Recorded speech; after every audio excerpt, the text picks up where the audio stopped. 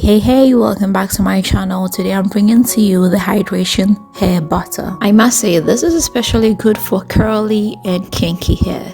This will hydrate, prevent fall, hence retaining length. Without wasting time, let's just get started. Here I've got 100 grams of cocoa butter. I've got 150 grams of shea butter.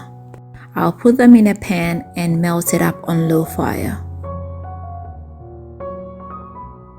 I will come in with about a tablespoonful of coconut oil, 3 tablespoonfuls of castor oil, 4 tablespoonfuls of vegetable glycerin, and you are going to be needing your favorite leave-in conditioner. I'll come in with about 3 to 4 tablespoonfuls. With the help of my mixer, I'll whip everything up. I'll keep on whipping till it forms a very smooth and silky butter. This is going to take about 3 minutes. I must say, castor oil is very great for hair growth. Vegetable glycerin is going to maintain the moisture in your hair. This will prevent it from getting dry and prevent brittleness.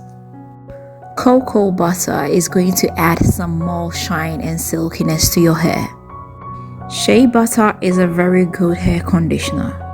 With all these powers combined, this is the only thing your hair needs.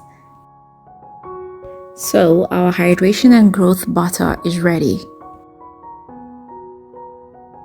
I must say you have to use a pea amount because if you use too much, it's going to leave your hair greasy.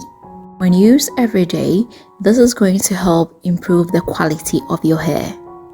I hope you are going to give it a try, and if you do, let me know how it comes out for you. If you've not subscribed, please don't forget to hit the subscribe button. Don't forget to share this with family and friends, and don't forget to leave me a thumbs up. Until next time, I am going to see you again with another nice and interesting one. Bye bye.